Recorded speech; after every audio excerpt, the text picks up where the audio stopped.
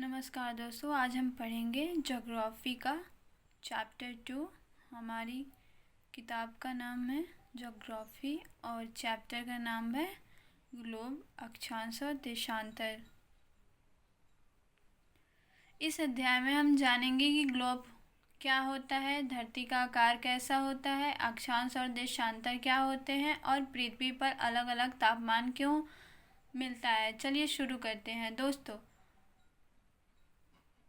पूरी पृथ्वी एक साथ देखना मुश्किल है, इसलिए लोग ग्लोब बनाते हैं। ग्लोब धरती का छोटा मॉडल होता है। यह गोलाकार का बनाया जाता है। इस पर समुद्र, महाद्वीप, देश, द्वीप सब दिखाए जाते हैं।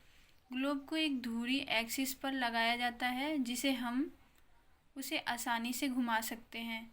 धरती भी इसी तरह अपनी धुरी पर घूमती है। धरती का आकार। धरती पूरी तरह गोल नहीं है दोस्तों, वह ध्रुव पर थोड़ी चपटी है और बीच में उभरी हुई है। इस आकार को हम भू-आब या जियोट कहते हैं, यानी ना बिल्कुल गोल ना बिल्कुल चपटी, दोनों का मिला जुला आकार का पृथ्वी होती है। अक्षांश। ग्लोब पर बनी गोल गोल रेखाओं को अक्षांश रेखाएं कहते हैं। यह पूर्व से पश्चिम की दिशा में होती है।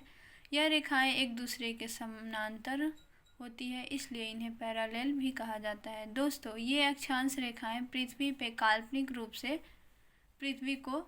काल्पनिक रूप से दो भागों में बांटती है और उस पे केंद्र कोण बनाती है और उस पे अक्षांशीय कोण बनाए जाते हैं और उनके द्वारा अक्षांश रेखाएं जो समानांतर दिखाएं बनती है। भूमध्य रेखा इसमें होती है इक्वेटर, बीचों बीच जो पृथ्वी को बांटती है। यह सबसे बीच में जो रेखा है उसे इक्वेटर कहते हैं। यह 0 डिग्री का अक्षांश है। यह पृथ्वी को बीचों बीच से काटती है या बीचों बीच से जाती है। यह सबसे बड़ा रेखा है। यह इक्वेटर जो पृथ्वी को दो भागों में बांटती है, उत्तरी गोलार्ध में तथा दक्षिणी गोलार्ध में। कुल अक्षांशीय कोण 181 होते हैं, 90 उत्तरी गोलार्ध में और 90 दक्षिणी गोलार्ध में, और एक 0 डिग्री का अक्षांशीय कोण होता है। 90 पे अक्षांश रेखाएं नहीं होती हैं, 90 डिग्री पे, इसलिए अक्षांश रेखाएं की संख्या 189 होते हैं। महत्वपूर्ण अक्षांश रेखाएं भूमध्य रेखा, कर्क रेखा, मकर रेखा। मकर रेखा दक्षिणी गोलार्ध में है। यह 23 डिग्री 1/2 पे है।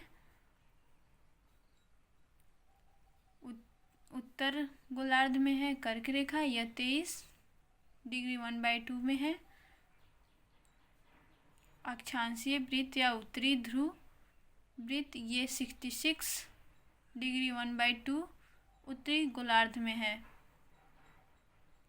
अक्षांशीय वृत्त या दक्षिणी ध्रुव वृत्त 66 डिग्री 1/2 में, यह दक्षिणी गोलार्ध में है। इन रेखाओं से हमें किसी स्थान की ऊंचाई और नॉर्थ या साउथ में दूरी का पता चलता है। अब हम लोग पढ़ेंगे देशांतर।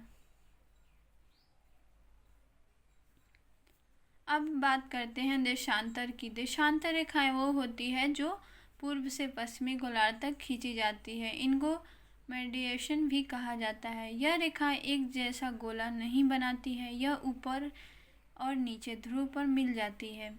देशांतर रेखाएं पूर्ण वृत्त नहीं होते हैं, यह अर्धवृत्त होते हैं, सेमी सर्कल जिन्हें कहते हैं, क्योंकि इससे समय की गणना होती है।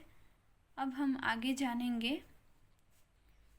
उत्तरी ध्रुव को दक्षिणी ध्रुव से जोड़ने वाली संदर्भ रेखाओं को देशांतरीय यमोत्तर कहते हैं तथा उनके बीच की जो दूरी होती है उसे देशांतर के अंश में मापा जाता है। सबसे मुख्य देशांतर रेखा 0 डिग्री का देशांतर होता है। यह रेखा ग्रीनविच रेखा के नाम से जाना जाता है। दोस्तों, इसके अगले वीडियो में हम पार्ट 2 में ग्रीनविच रेखा के साथ इमेज के साथ बताते हैं इसके बारे में। Thank you.